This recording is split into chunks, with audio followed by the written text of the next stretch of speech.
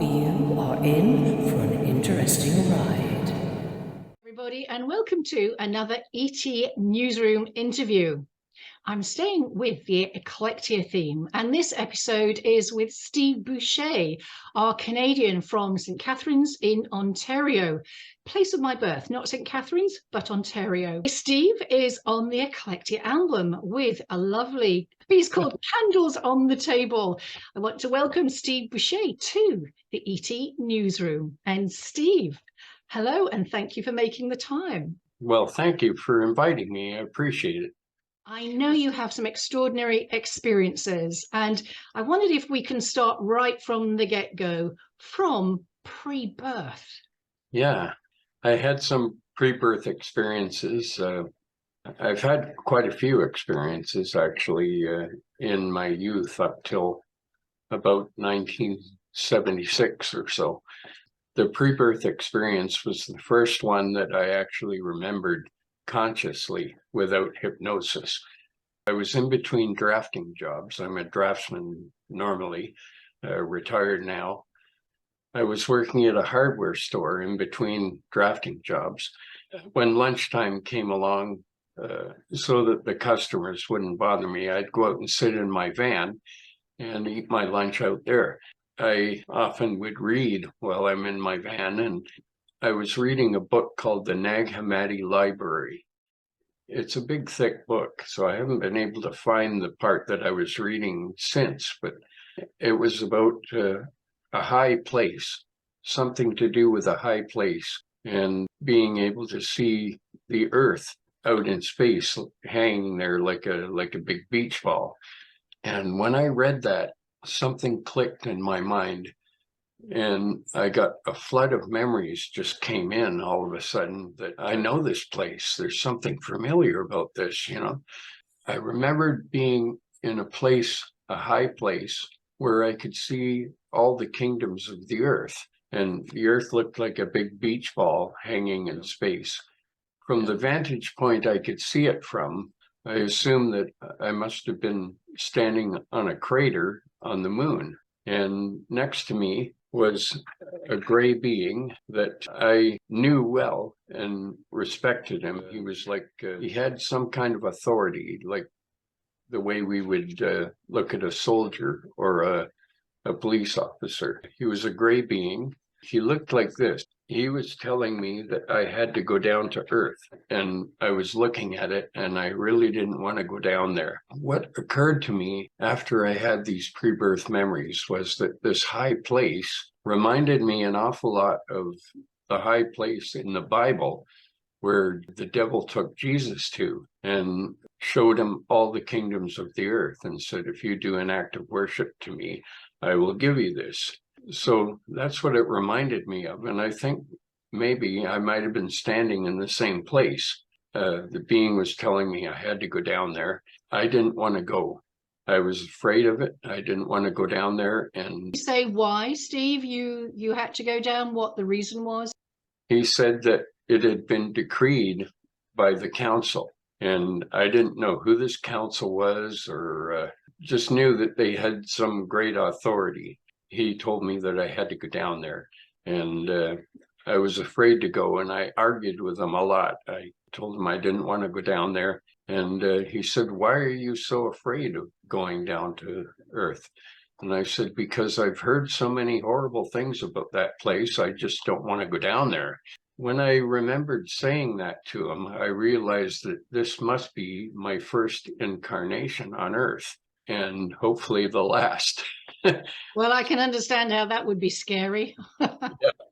So anyway, he kept trying to convince me, and I kept raising objections. And so finally he said, there is a person here that has just returned from an incarnation on Earth. Maybe if you talk to him, he can alleviate some of your fears. He said, would you like to talk to him? And I said, okay.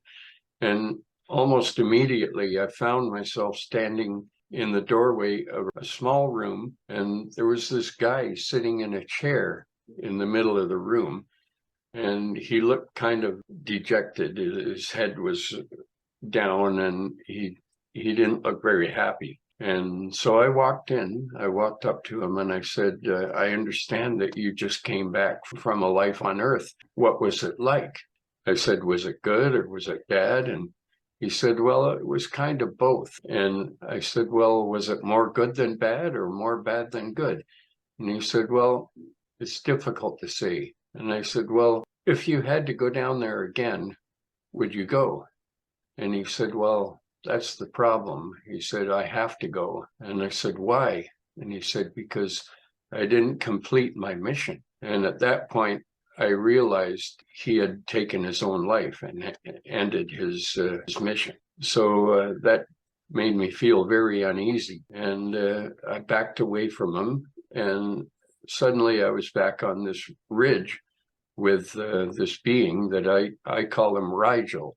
He said, did you talk to him? And I said, yes. And he said, did he alleviate your fears at all? And I said, no, he actually made me more afraid to go. We talked for quite a while and I didn't want to go down. But he said, you have to go down because it's been decreed. And if you don't go there, they could send you somewhere much worse. I took that as a personal threat.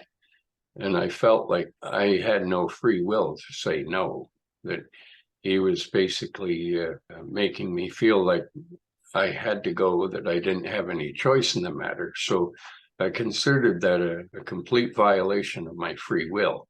He said, will you go down there? And I didn't want to go, but I capitulated. And I said, well, I'll go down there if you come and visit me and check on me and make sure I'm okay. And at that time, when I was talking to him, I felt like a small child. You know, when I looked down at my body, it was a young child's body. And he said, well, we're not really supposed to do that. But he said, yes, I will come and visit you. So I agreed on those terms. And what I didn't realize was happening was that I was actually making a soul agreement with him that, you know, that I had to do this.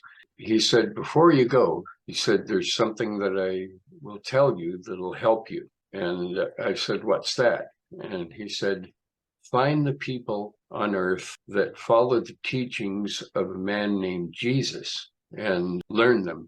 And if you learn those things, when you come back here at the end of the incarnation, you'll go to a place far better than you ever dreamed of. And I found that kind of unusual that he'd say that. But I said, well, okay, I'll find this Jesus. And he said, the chances are you probably won't, because you won't remember any of this. But I hope you do. He said, he's not there anymore, but you can find the people that carry his teachings. And so I finally capitulated and agreed to go down there, but it was totally against my will. And so I incarnated on earth. And throughout my life, I had a long spiritual journey where I was a Christian for a while. And then I started to learn the Gnostic teachings, and I was interested in a lot of spiritual things. I left Christianity because when I had recalled my UFO experiences and I started to discuss it with some of the people in the church, they regarded it as demonic, and they didn't want to talk to me about it, and they tried to dissuade me from it. I said, well, this happened to me. I can't just erase it from my memory. And so I ended up walking away from the church eventually because I just wasn't getting the answers that I needed. I don't know if that's what he was referring to when he told me that to learn the teachings of this man called Jesus, because Christianity doesn't have the monopoly on that. There's a lot of teachings of Jesus mentioned in the Nag Hammadi Library and other literary contributions, that some of them were taken out of the Bible, like the Book of Enoch and stuff like that. So he may not have been referring to Christianity. He seemed to differ with those teachings of Moses in the Old Testament and the gods that they worshipped back then. And they were gods in the plural. They weren't like the God, you know. These were, I believe, were extraterrestrial beings. And I came to that conclusion finally from Paul Wallace's teachings. I did an interview with Paul Wallace, and I could easily see why he reached the conclusions that he did, because these beings that identified as gods in the Old Testament, they had arms and legs, and they walked with Adam, and they also walked with Abraham, and even appeared that they had ships as well. And just going back to when you said you looked down at your body before you'd had this incarnation and you saw it as a little child, was it as a human child, or was it felt more like a human body. When I left, I kind of walked off the edge of this rift. I found myself going down through a tunnel, I guess a tunnel of light, and I could see things around me from various times in history.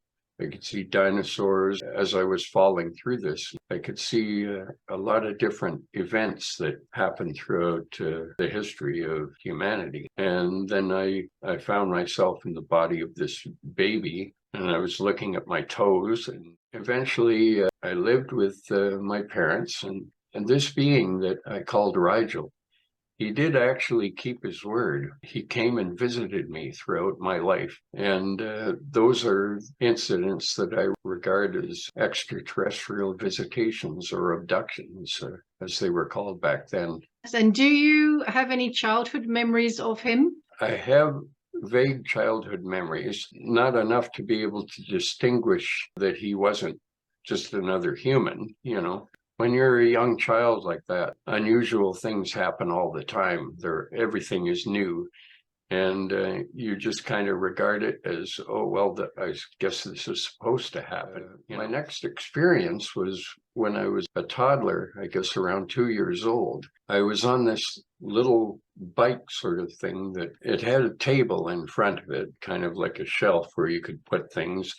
And you propelled it with your feet, and it was on wheels. So I used to move around in this thing. That was when I had my first earthly encounter that I remember. Basically, I was given an implant at that time, and it allowed these beings to see what I could see and hear what I could hear. And they could speak to me through this implant telepathically. And I could hold conversations with them when I was laying in bed at night and stuff like that. The one being that I know now as Rigel called himself the commander back then. Where did they put the implant, Steve? Are you aware? I believe it was behind my left ear here, because later on when I got older, I felt this little bump just below my ear, behind my earlobe. And sometimes it would get hot. And when I touch it, it would feel a bit warm. So I don't know how long I had that implant or how long it remained active. But do you still have the little lump there behind your left ear? No, it's gone now. And when I was around maybe 16, I developed a little lump in my middle finger on my right hand. I'm not sure if that was the implant that had moved from there down to my finger, but I went in for an operation, and they cut like a Z in my finger and peeled back the skin, and they cut out this lump. It was like a hard lump, like a pearl or something. If I had known then what I know now, I would have asked them to let me keep it. They said they were going to send it in for an analysis to find out what it was, and then it would be destroyed in an incinerator after. So I never got to find out. So as I grew up, I had other incidents. I had an incident with my dad when we were coming back from somewhere, and I was about 4 years old at the time. We were driving at night, and it seemed like this was on a country road. There were trees on both sides of the road. In those days, the cars had like a shelf behind the back seat. I was small enough that I could climb up and lay down on that shelf and look up through the back window and see the stars. So that's what I was doing when this happened. I was looking up through the back window, and I noticed one particular star that was moving, and I focused my attention on that, and it started to come closer. Like it started to get bigger and bigger, and I could hear almost like feel like a communication with it. going on in my head. And I was very curious about it. So I climbed down off the seat. I climbed over into the front seat, into the passenger seat, sitting next to my dad. And I said, "What's that light out there?" And he said, "What light?" And I pointed out the window. It was above the trees, floating and following us. And when my dad looked out the window and he saw this thing, he immediately went into like a panic. And he started speeding up. He was racing down the road trying to outrun it, but you can't outrun these guys, you know. I said, "What is it?" And he said, "Shut up, leave me alone." And he never used to talk to me like that. So I could see that he was visibly afraid. The ship moved ahead of us and it came down in the road in front of us. So we couldn't go any farther. We had to put on the brakes, and then the engine either died or my dad turned it off. I don't know. And did it feel like quite a while, Steve, before the craft stopped? No, not really. It moved pretty fast, like we couldn't keep up with it. So it came down in the road in front of us, and it was very bright. It lit up the trees and lit up the road like, you know, like it was daylight almost. So my dad stopped, and we were sitting there in the car watching this thing. And he said to me, "I don't know what these people want," but he said, "I want you to stay in the car no matter what happens." He said, "Stay low so they don't see you. Stay in the car no matter what." He said, I'll be back." And he said, "I'm going to go out and see what they want." By that time, there were two beings standing in the road in front of us. And what did the craft look like, Steve, that you could see? Did it take up the entire road? Oh, yeah. It was saucer shaped. I don't remember much about it from that time because I was pretty young, only that it was saucer shaped and it was sitting right in the middle of the road. So my dad said, "You stay in the car." He said, "Don't get out." And he opened up the passenger door and he walked over to these two beings. He had regained his control. He wasn't in fear anymore. He went over and he started talking to them. And I was curious as to whether I knew these beings or not, who they were. And I was peeking over the dash at them, and I could see my dad talking to the one, which I believe was Rigel, the leader.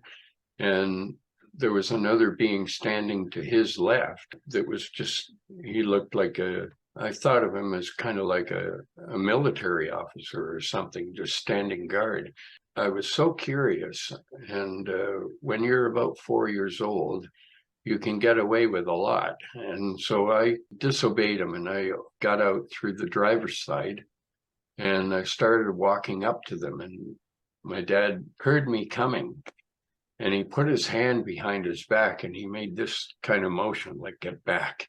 So I was reluctant at first, but I gradually walked up behind him. And the being that was talking to my dad suddenly looked over his shoulder like that and it saw me. And then he said to my dad, "You seem to be concerned about the child." And my dad said, "Well, yeah, that's my boy." And he said, when he realized the being had seen me, he turned to me and he said, "I told you to stay in the car. Now you go back and get in the car and stay there and wait for me." The being, I could hear him in my mind. And he said to my dad, "Would you like my friend here to take him back to the vehicle for you?" And my dad said, "No, that's okay." He said, "We have to get going. My wife's waiting for me at home. She's going to wonder where we are." The being that was talking to him looked at the other being, and immediately he came over to me and took me by the hand and started walking me back to the car.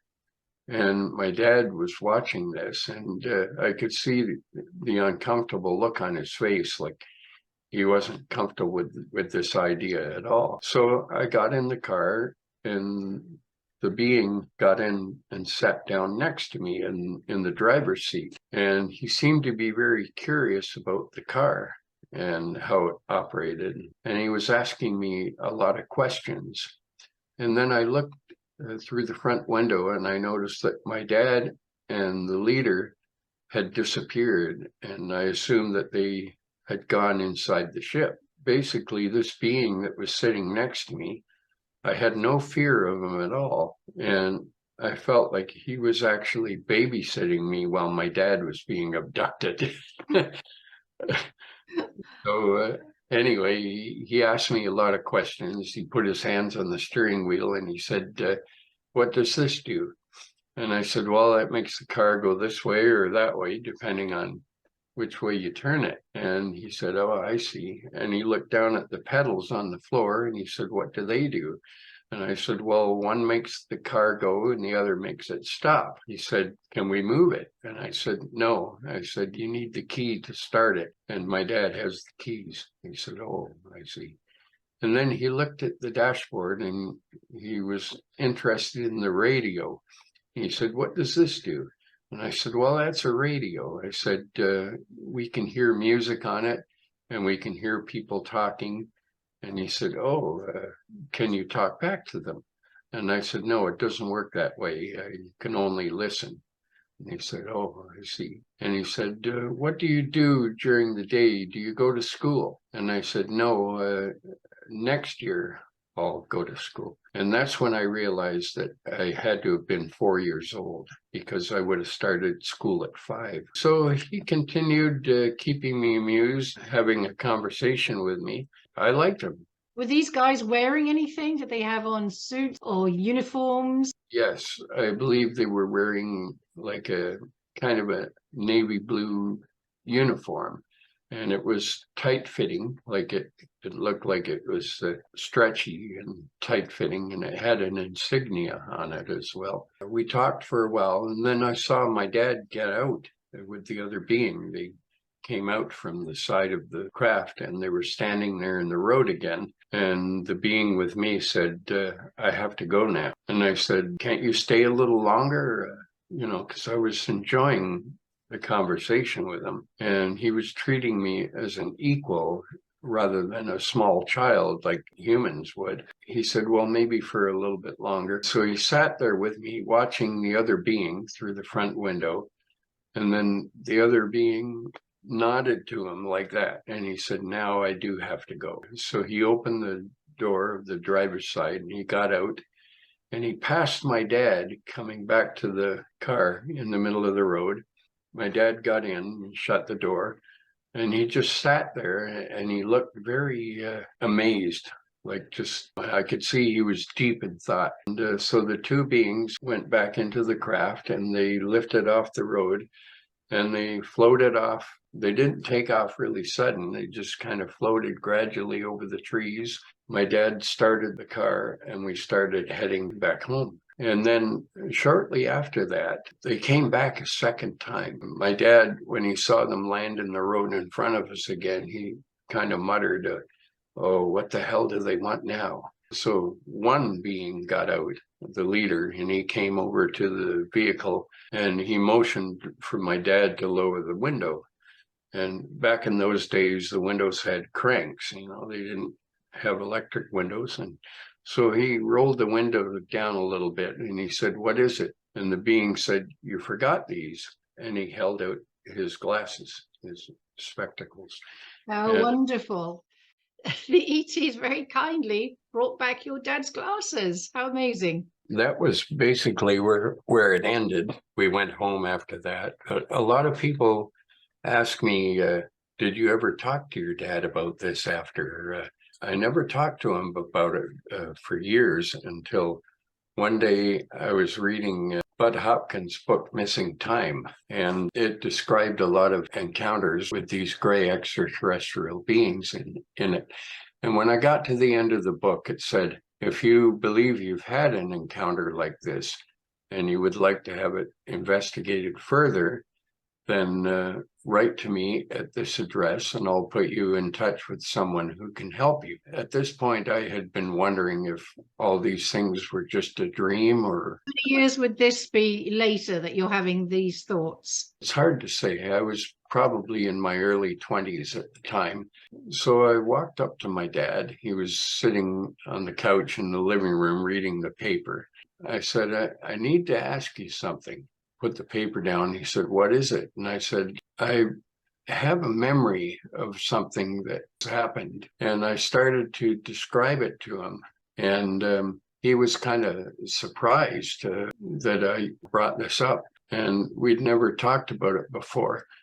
And when I started describing it to him, he said, yes. He said, I remember that. He said, especially remembered the part about putting his hand behind his back and making that motion for me to get back in the car. He recalled everything pretty much, but I didn't go any further than the first time they came. I didn't tell him about the second time where they brought his glasses back.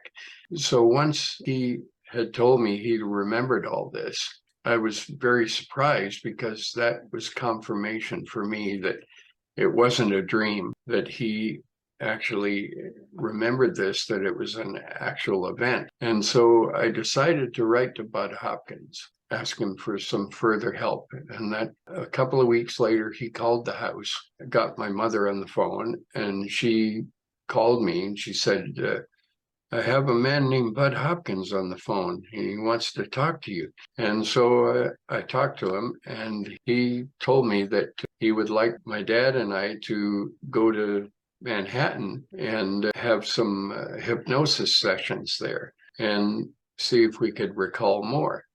And so I asked my dad, and he said, no, I can't go because I have to work. But me, I had a vacation coming up from my job for a week. And so I decided to go. I went to Manhattan. I stayed in his art studio. He's an internationally acclaimed artist. While I was there, I went to see Dr. Aphrodite Clamar, who did the hypnosis sessions on the people in his book, Missing Time. She did 2 hypnosis sessions with me. When the third one was scheduled, she was sick and she couldn't make it in. And she knew Budd had a key to her office. So she said, well, why don't you do it then? And he said, okay. So Budd did the third session. For the first 2 sessions, they had a microphone on me and recorded it on cassette. So I got those 2 cassette tapes of the actual hypnosis session.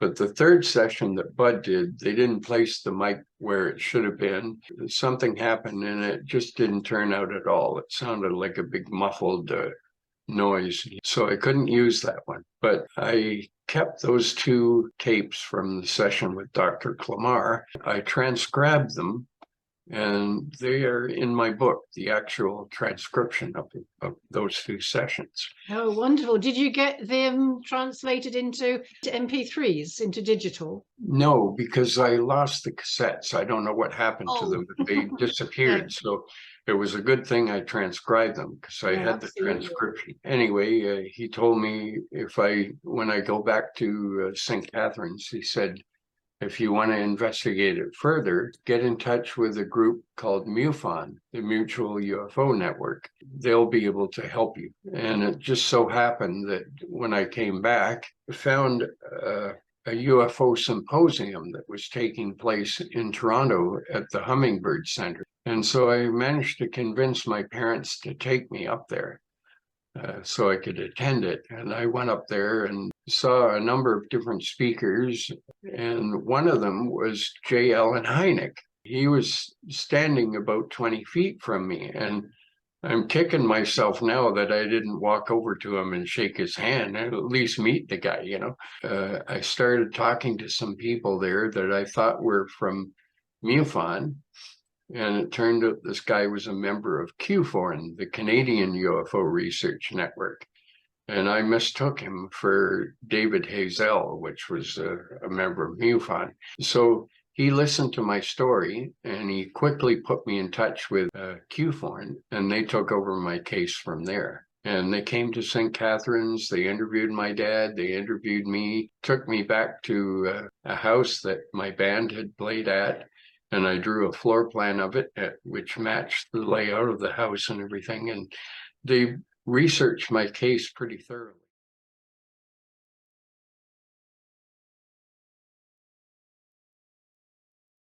We'll come back and pick up some of those other details. Curious, because I know you said about the implant being put in when you were 2 and on your little trike. And I just wondered if you had a memory of actually seeing anybody. Yes, I was outside in this little cart thing, and my mother used to put me in it because I couldn't go very far in it, and the wheels didn't work very well on grass, but I was standing out there and I could hear this voice calling me in my head. And I said, where are you? And they said, look over at the bushes. They said, do you see the bushes? And I said, yeah. And they said, can you go around those bushes? We're in behind them. And so I said, well, I'll try. I started maneuvering this little cart over to where the bushes were. And I was having a bit of trouble on the grass with it, but I got around the bushes. And when I came around to the other side, there was a saucer-shaped craft again that was sitting there on the ground, and the bushes were hiding it. There were two beings again. And when they saw me, the one being said, hi, Stevie, we were expecting you. We were waiting for you. And he walked over to me and he picked me up out of this little cart thing and took me inside the ship.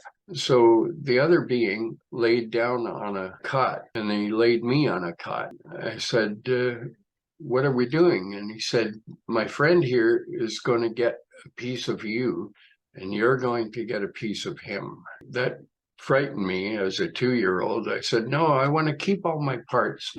I didn't know what he was going to do. So they wired me up, I think, to some kind of a device in the ship, and they wired the other being up.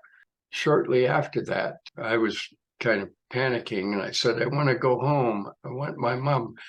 And they said, no. They said, don't worry, we're not going to hurt you. It's not going to hurt.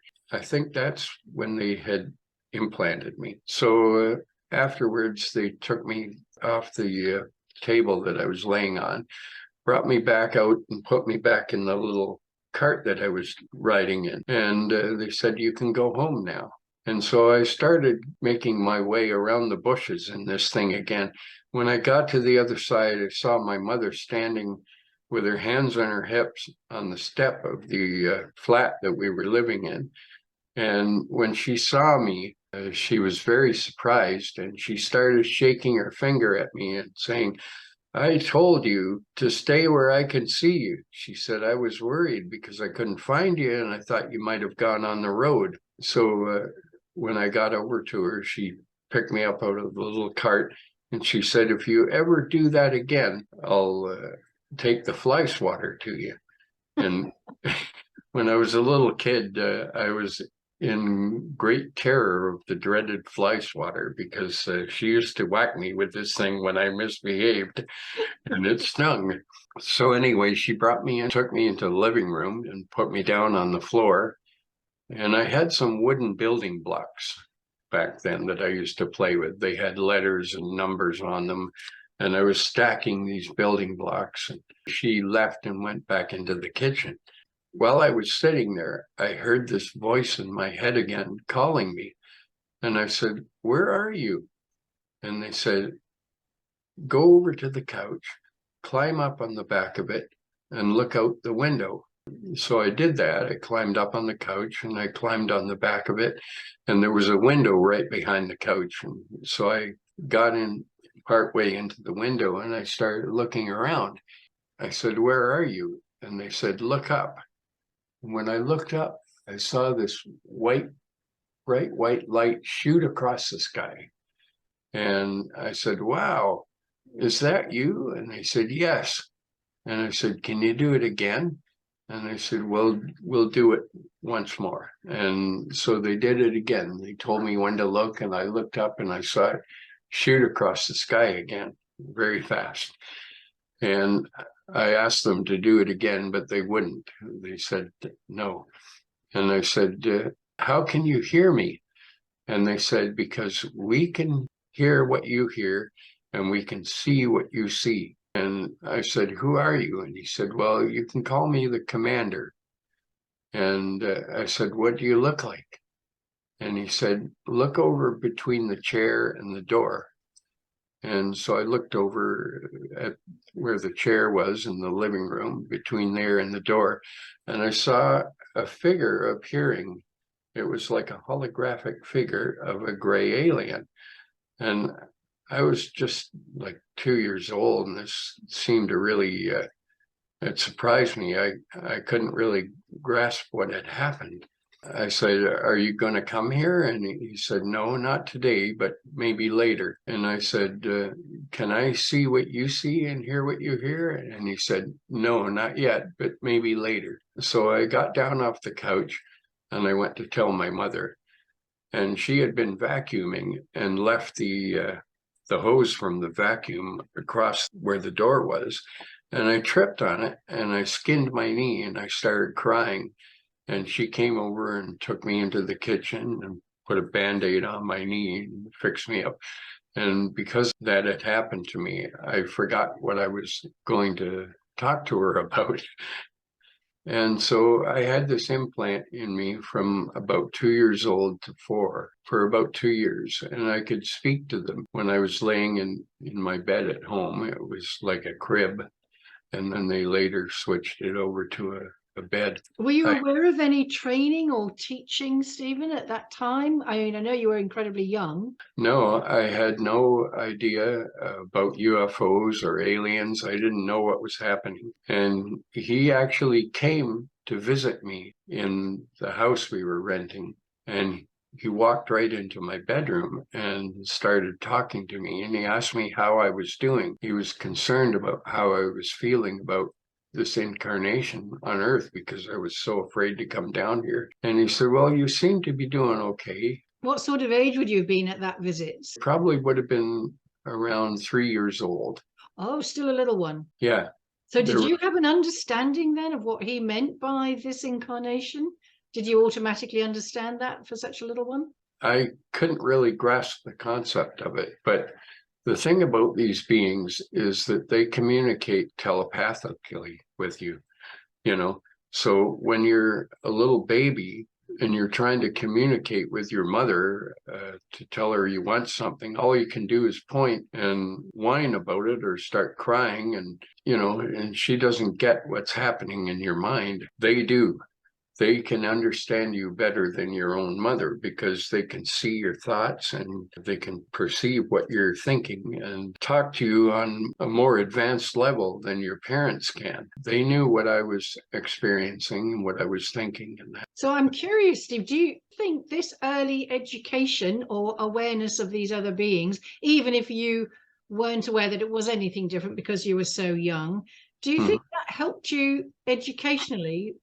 Put you a little bit ahead of the game, or? Not really, because when I went back to communicating with humans, I was at a loss again to express my feelings till I got older. So then came the encounter with my dad that I talked to you about. And as I grew up, I had a number of experiences with them up until I was probably till 1976, I think was around the last time I had a physical encounter with these beings. But they visited me one time when I was in a band. I had long hair down to my shoulders.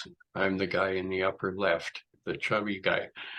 I put on a fair bit of weight, but we were wearing these satin shirts for this promotional photo. My band was abducted, and I'm mostly famous for that encounter. It is one of the most phenomenal stories and encounters ever. It is. We had played at a hotel in a place near St. Catharines called Niagara-on-the-Lake, and we were the house band. And after we finished the gig, we were packing up our stuff, and the drummer said, "I had a friend that invited us to a party in Vineland." He said, "But if you're too tired to go, we can skip it." But he said, "How do you feel about that?" And we said, "Sure, let's go to this party." And he said they were hoping we could play one set. And so we agreed to that. We went to this party in Vineland. We drove there. We played a set at this house party. Afterwards, there was a guy sitting there in the living room, and he had long hair like us, and he had a denim jacket and jeans. And he asked us if we were going to St. Catharines. We said, "Yeah." And he said, "Can I hitch a ride with you?" He said, "I was supposed to meet a friend of mine here, but he never showed up, and he was my ride home. So we said, well, okay. And so he came with us. He got into the back of the van with all the equipment, and we left, and we started heading towards St. Catharines. There was the driver, which was also the guitarist, and next to him in the passenger seat was the drummer, and in the back were myself, the bass player, the guitarist's girlfriend, and this hitchhiker. So we were driving along the road, and we were going to get onto the Queen Elizabeth Highway, but it was closed. The entrance to it was closed. The gate was across, and we thought, well, we'll go on the North Service Road and we'll get on at the next junction. So that's what we did, and we were driving on the North Service Road. There was a restaurant that was located on this road, and we were kind of running along the border of the Lake Ontario. And so suddenly the driver stopped, and we asked him, why are you stopping? And he said, well, you better take a look at this because you're not going to believe me. So we looked over the seat, and there was this familiar saucer-shaped craft sitting in the road. It had red lights around the outermost perimeter. Above that, there seemed to be recessed portholes. And then on the bottom of it, it had like little colored searchlights that seemed to be moving back and forth over the pavement. And now that restaurant is called the Lake House. It wasn't called that back then. It's been through a number of different owners. So we were looking at the craft, and the driver said, what do you think it is? And I suggested that maybe it was a movie prop. And he said, well, if it's a movie prop, why would it have all these lights on and everything in the middle of the night? Like, this was around 3 a.m. or so. We had decided that what we were going to do was turn around and go back and take the back road home. There was a back way to get me into St. Catharines, because we didn't want to pass this thing. And then the driver started to move, and he was going to turn around in the parking lot. Nothing was happening. He had the wheel cranked over all the way, and we were heading straight toward this thing. And we were going at a pretty good speed, and he was pumping the brake, and nothing was happening. And I noticed that I couldn't feel the little bumps in the road that you would normally feel when you're driving. It just felt like a smooth motion. We were approaching this thing very fast. I was actually bracing myself on the seat for impact because I didn't know if we were going to hit it or what, you know. We were all panicking and speaking at the same time. And the drummer became the voice of reason, and he turned around to us and he said, everybody just shut up. And he said, if we just stay low and not move, maybe these, whatever they are, will leave us alone. So we did that. We stayed very quiet, and I was looking for something to use as a weapon in case we got into a scuffle with these beings. I didn't know what to expect. He said, oh no. And I said, what is it? And he said, they're getting out. And I said, I want to see. What do they look like? And he said, no, stay down. He said, they're just little guys. And I said, little guys? And I was kind of puzzled by that. And at that time, I couldn't remember any of my previous encounters because they wipe your memory after every visitation. And I wish they wouldn't do that, because the next time you run into them, you don't remember, and it seems like the first time all over again, you know, and you experience that initial fear. Suddenly the hitchhiker reached over and opened the back door, and he pushed it open, and we couldn't believe he'd done that. I grabbed the mic stand, and I was ready to get into a fight with these beings because I thought we were being attacked. And there were 3 of them, at least 3, maybe 4, standing in single file in the back of the van. And the leader was in front, same being, I believe. He came into the van and he said, I need 3 volunteers or 3 people to come with us. He said, we're just going to do some tests, and then we'll bring you back and you can be on your way. He said, we don't mean you any harm. We're not going to hurt you. We just need to do some scientific tests or whatever. So he said, would you follow me, please? And he picked the bass player, the hitchhiker, and then he looked at me, and I looked at the floor because I could hear him through his eyes. I couldn't hear him through his mouth. He wasn't speaking to us verbally. When I looked back up at him, he said, and you. And so we got out of the van, but he was in front, and he tripped over the snare drum stand, and the snare drum fell out of the van. And one of the other beings picked it up immediately and looked at it. And when I got out, he held it up to me and he said, "Is this yours?" The leader held it up to me. And I said, "No." And he said, "Who does it belong to?" And I pointed to the drummer sitting in the passenger seat. And I said, "It belongs to him." So the leader said to the other being, "Go and get him." And so he went around to the side and he came back with the drummer. The leader handed the drum to him and said, "Is this equipment okay? Is it damaged?" The drummer looked at it and he said, "No, it appears to be all right." And he laid it down on the floor of the van. At that point, the leader made us all go over to the side of the van and stand in single file facing the ship. And he said to us, "We're all going on the ship together. When we go on," he said, "don't look left or right and don't touch the hull." Again, being a disobedient kid, I had to look left and right. And each time I did that, we stopped. We were traveling like all as one unit. Our feet weren't touching the ground. We were just floating, and one being was in front and the other one was in the back of the lineup. And I was facing the back of the drummer. And as we were going up onto the ship, I couldn't resist the temptation to feel the hull of the ship. So I just lightly grazed my ring finger of my left hand on the surface of it. And it felt warm, like there was heat coming off it, almost like the mirage you see when you're driving and the road is really hot, and it was kind of waving, sort of. So when we went onto the ship, the drummer is a pretty tall guy, and he bashed his head on the entrance because it's made for these little guys, and he started hurling expletives around and stuff like that. And the being in front turned around and he said, "Are you okay?" And he said, "Yeah, I'm all right." And he's rubbing his head. And when we got into the ship, there was one being for each person, and they separated us from each other. And the drummer was arguing with the one being because he wasn't supposed to be part of this. He just kind of got pulled into it, I had my bag of recorders with me. I played these recorders. They look like this. So I used to play those in the band, and I was also the lead singer.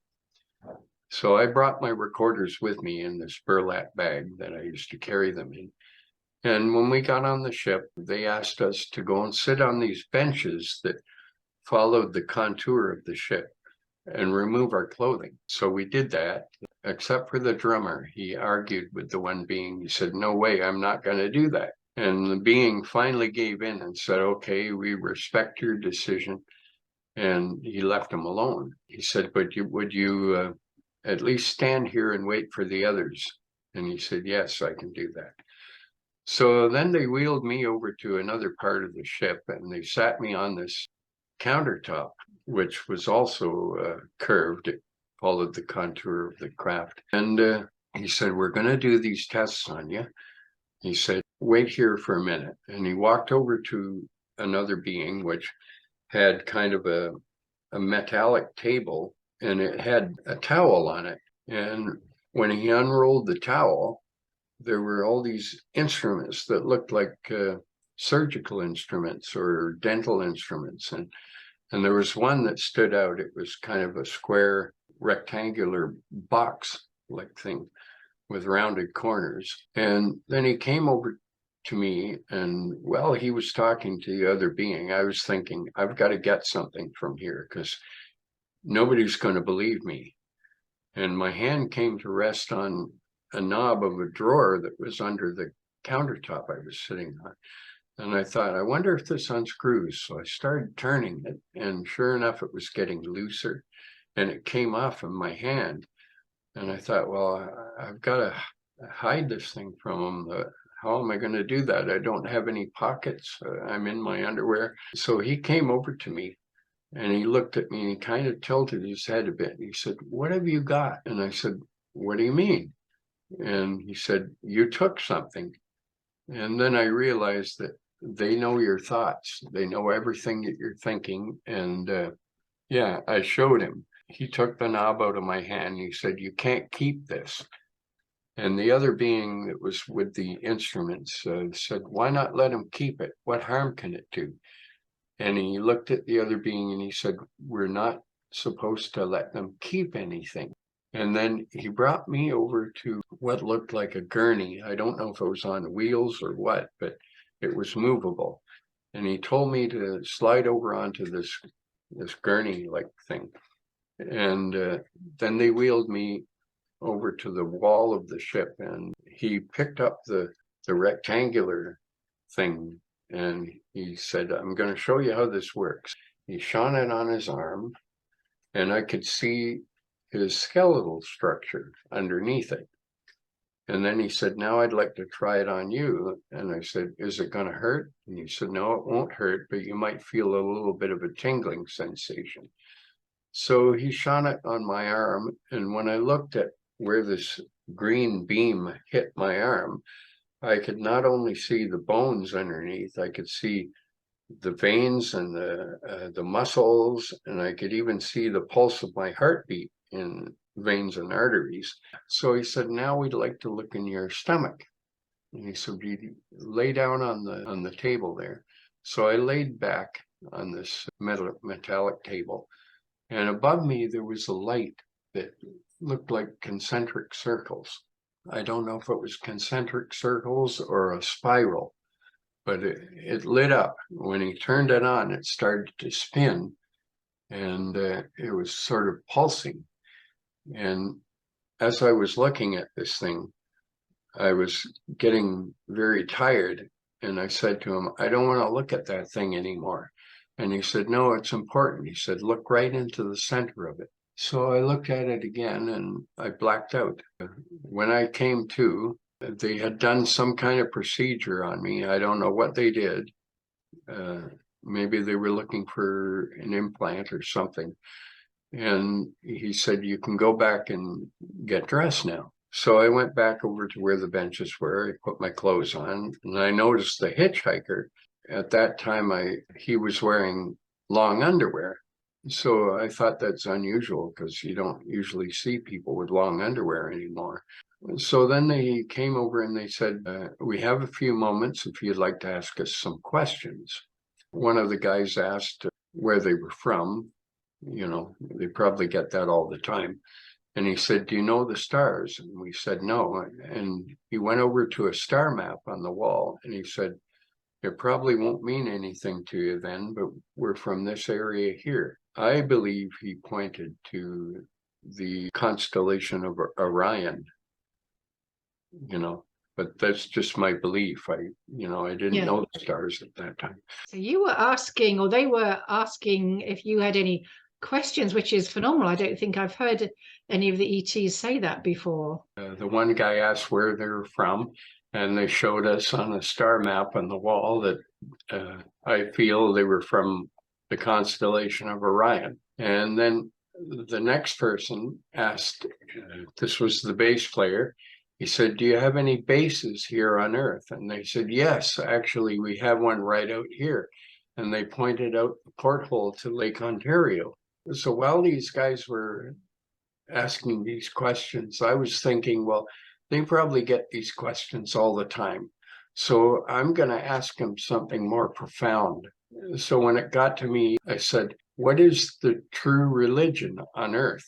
And that seemed to really take the leader aback. He looked at the other being, and then they looked back at me, and he said, "Why would you ask a question like that?" And I said, "Well, you're obviously more technologically advanced than we are. You're probably more socially advanced. I would assume that you're more spiritually advanced as well.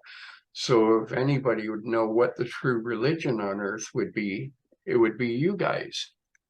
And he seemed to really be surprised at my question. And he said, "There is no true religion on Earth." And he said, "And that's the end of the questions."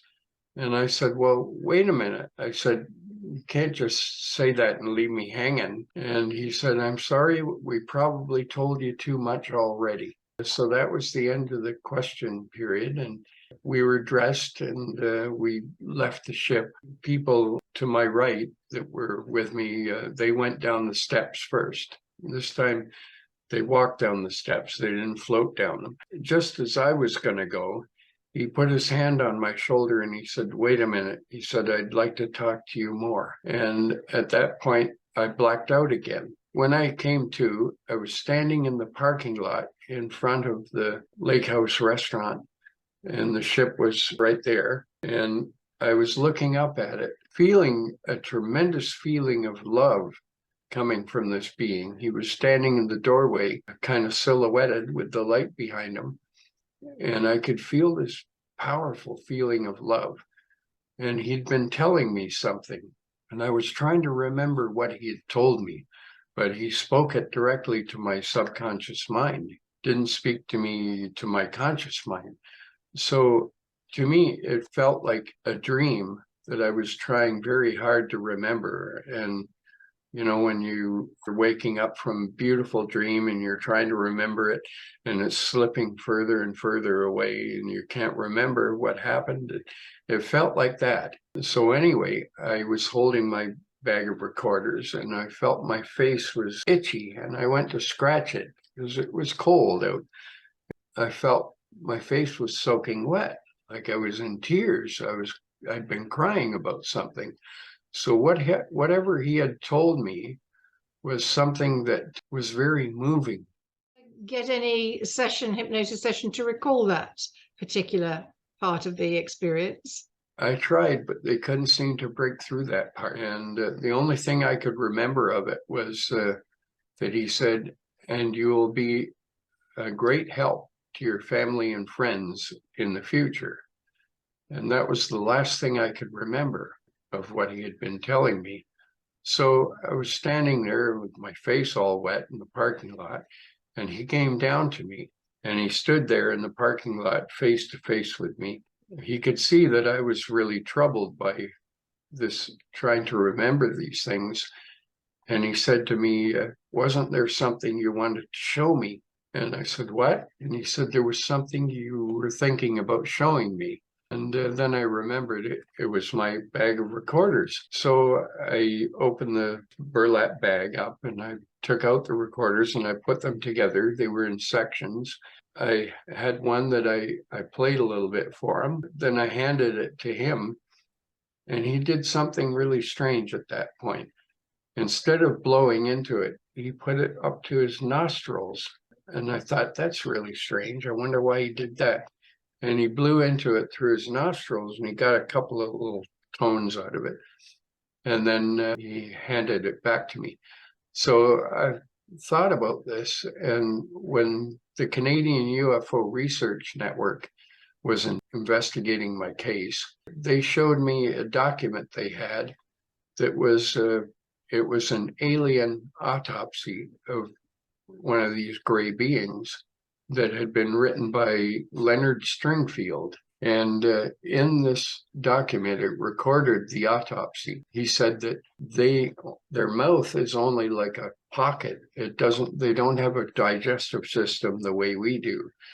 And he said there's one organ that does the job of the lungs and the liver or whatever.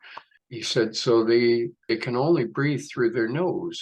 And then it made sense to me why he put this thing up to his nose to play it. And, you know, their mouth is basically an ornament.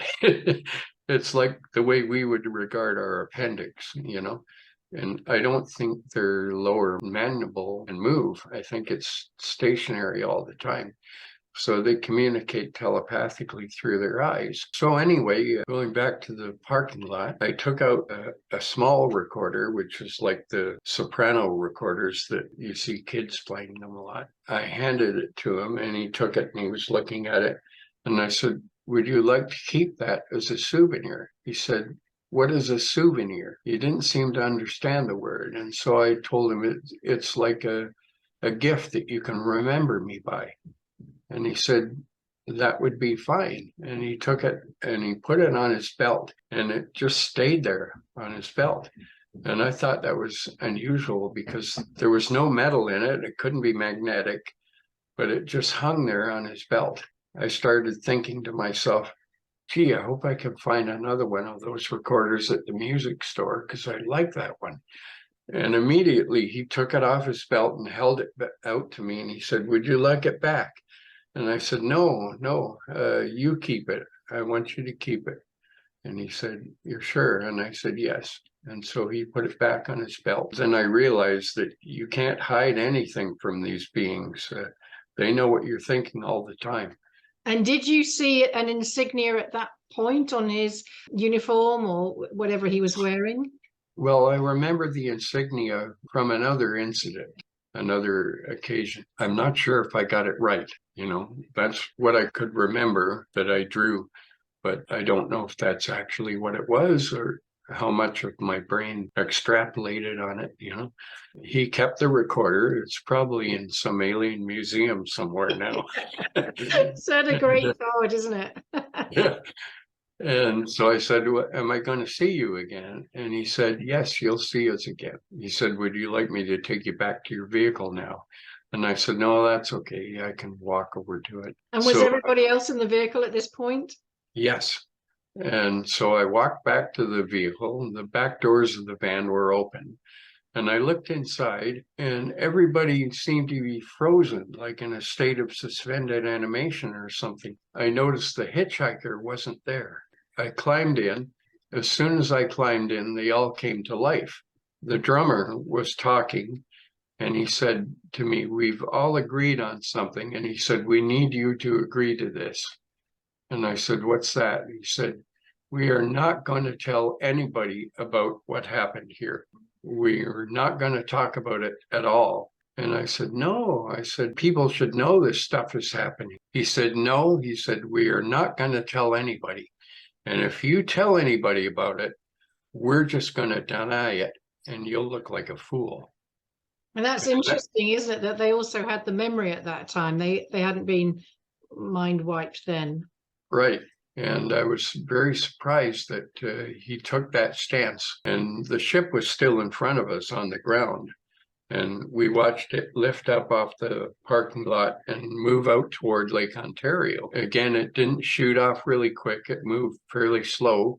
And it was getting smaller and smaller in the distance, like a star or a bright light. So I was really upset that they'd made this agreement. And I was wondering what happened to the hitchhiker, because this was in wintertime and it was very cold outside. And where this happened was a long ways from St. Catharines. It would have been a really long walk, even for somebody wearing long underwear. I wondered what happened to him. They took me home. They dropped me off at my house. I didn't remember this incident until I went to Manhattan. Dr. Clamar hypnotized me twice. So when you got in then, Steve, were you holding on to the memory like a dream then? Did you give yourself make any notes or anything? Well, it seemed to go, because all the way home, I could hear them in my head telling me I was going to forget, that I wouldn't remember it.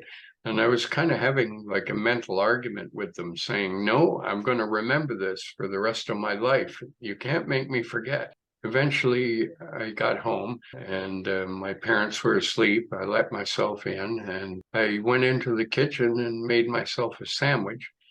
And I got a pencil and paper and I wrote down in point form all the events that happened to me that night. And I still have that paper. Yeah, at the time I put it in the top drawer of my dresser. And it seemed to disappear, but I found it again several years later. I went to the Alien Cosmic Expo in Toronto, and I met up with Grant Cameron. He said, I've heard your story before. And I said, how can you have heard it before? And he said, well, years ago, he said, you published it in the Q Foreign Journal, the Canadian UFO Research Network, under a pseudonym. And he said, I wanted to meet you, and I didn't know your real name, so I contacted them. and they wouldn't tell me your name. And he said, but I had your case in my mind for years. And when you got up on the stage for the experiencers group, told us about it, he said, I remembered then that this is the guy I've been looking for so long. And he convinced me to write a book about my experiences, because there were several of them. And he wrote the foreword for my book for me. Can you give us the title of your book, Steve? Beyond the Extraterrestrial Firewall, an Experiencer's Point of View. And it's available on Amazon and Kindle. Do you have a website as well? I do. It's www.experiencer.ca. And there you can view some of my artwork and listen to some of my music. You'll see a lot of pictures of people I met at the Alien Cosmic Expo, Linda Moulton Howe, and there's a few interesting things on that site. They're under different tabs. So that's basically what happened. And then later on, a guy named Mitch Fillion came to my apartment, and he made the first recording of me telling my story and launched it on YouTube in 3 parts. And the first part, which was the main part, it went viral, like really viral. And I got over 2.2 million views. I couldn't believe it, When it passed 1 million, I almost fell off my chair, but 2.2 million views. So anyway, his YouTube shut down his account because he started getting into political videos and it didn't agree with their preferred narrative. So they closed his account and the video disappeared along with all its views. I found it again. I found it on a different website, downloaded it, and I reloaded it on YouTube under my own channel. So I put all 3 of the videos back on YouTube. But I also have a group on Facebook called Beyond the Extraterrestrial Firewall, and also on Telegram. And they both have different content. Great. Is that open to anybody to join, or is it only for experiencers? No, it's primarily for experiencers, but even just interested people can join it. Yeah, great. There's just a little bit more to this. The hitchhiker saw my video on YouTube, and he contacted me on Facebook. And that was the first time I talked to him in over 40 years, I guess. So when he contacted me, I wasn't sure if it was him or was just some guy pretending. But he started to explain to me what he remembered. He said, I moved the drum stand so the alien would trip over it. And he said, I was kind of half in the bag at the time because at the party, they kept feeding me drinks. And yeah, so he said, I was trying to pick up the guitarist's girlfriend because, she was an attractive woman. He explained the conversations that we were having. And as he was explaining them, I was remembering them. And I had never told anybody this before because I didn't remember until he started explaining them to me. So they weren't in any other videos or anything. And so I knew it was him. So what I did was I copied all the text from the conversations that we had on Facebook, and I pasted it into a Word file because I thought if I lose this guy, I want to have some record of what we talked about. Again, it's a good thing I did that because I did lose him. He disappeared after a while. But he had other encounters too. I wanted him to have an interview with myself and Grant Cameron. He wouldn't agree to that. And I said, why not? And he says, because he said, I don't want to get you in trouble. He said, I shouldn't have contacted you, but... Did he say why not, Steve? No. And when I went to his Facebook site, there was just the standard icon for a male that Facebook uses. There was no timeline, no friends, and nothing. It was just a blank profile with his name and this icon of a male face. So when I lost contact with him, I did a search for him, and I found several sites set up the same way, under that name. So I couldn't tell which one was the real site. Was he in Canada? Well, he wouldn't tell me where he was, but he said, I asked him, were you wearing long underwear that night? And he said, yes, because my friend was supposed to meet me there. And he told me that we may have a bonfire in the backyard, so dress warm. And I said, how did you get home? And he said, the beings dropped me off. He said, I didn't leave the ship. I stayed on it. And he said, they dropped me off at home later. Did he say why he stayed on the ship? Was there Actually, he told me he got into an argument with one of the beings because they apparently, this might have been my fault. They asked him for a gift of some sort and he wouldn't give them anything. And they got into an argument, and basically when they brought him home, they pushed him out. Yeah. So I guess he was kind of aliens with attitude. Yeah, he was obnoxious because he was drunk or whatever. But anyway, he had a Men in Black encounter after that too. Oh, really? Did he? They threatened him and his dad and told them not to speak about this anymore. Oh gosh, so you wouldn't have known that for all of these years until he just contacted you in whenever that was. Right. Oh, wow. Did you ever have anything like that, Steve? Any encounters with Men in Black or authority figures talking to you at the event? No? Not in person, but they were tapping our phone at Q-Foreign.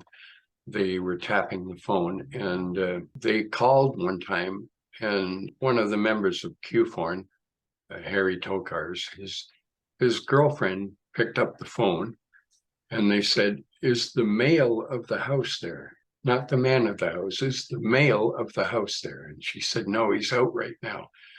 And the voice sounded kind of mechanical and it said, you and they must stop what you're doing right now.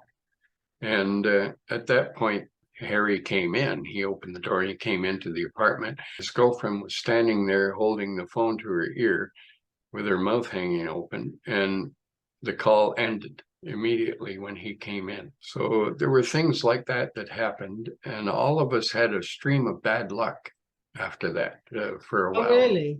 Yeah, including the hypnotist in Toronto that took over my case. What happened with that?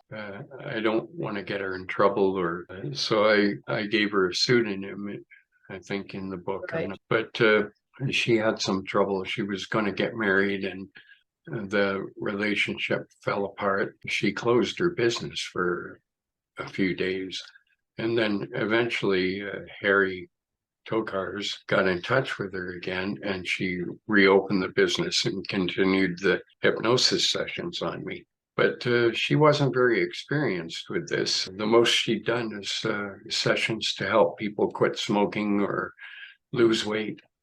And she knew nothing about the UFO situation. So she phoned Dr. Leo Sprinkle at the University of Wyoming, who had done thousands of hypnosis sessions on abductees. And he basically walked her through it. Wonderful man. I interviewed him a few years ago, but lovely, lovely chap. Just so much, so many bits and pieces to your story. Yeah. Did your family have any fallout from your experiences? Were there any things that they said to you, look, son? Not that I can remember, but all the cases, like all the incidents I had, they're all written in my book. We will have a look at that as well. And last question, Steve, is have you noticed any particular heightened attributes or abilities that you would attribute to the ET encounters? Well, I did become somewhat more psychic. I had the ability to read people and understand them before I even met them. And I took a couple of courses in reading tarot cards and also in mediumship. So I experimented with that for a little while, but then I kind of fell away from it. Well, it's fascinating. And on the psychic side, it seems to go with the territory, doesn't it? Those senses are heightened. But thank you very much, Steve Boucher, over there in St. Catharines, Ontario, Canada. And I shall be putting up all those links that you've mentioned. And a final word, if there is one? A lot of people have contacted me. And when they do, usually they want to talk about their experiences. because they have been shunned by their family and friends, and so they can't talk about it with them.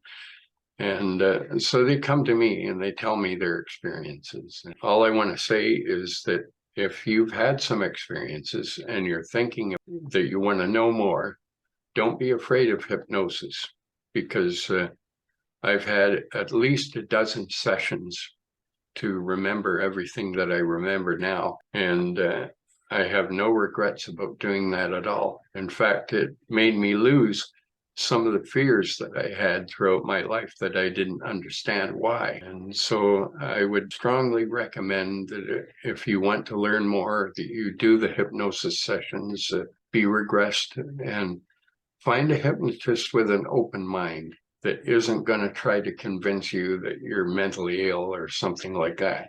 Absolutely. Yeah, that's the thing. That profession needs to come up to speed a little bit on all of this. Well, Steve, I know we're coming to the end, and maybe we can do another interview. I would love to get you speaking about the audience event. Leave that as a little cliffhanger, because I think that's it is a huge story. And again, another one involving you and your band. So Steve Boucher, thank you very much. And who knows, maybe we'll have another of your tracks on volume 2 of an Eklectia album. Yeah. All right, Steve, take care, and thanks again.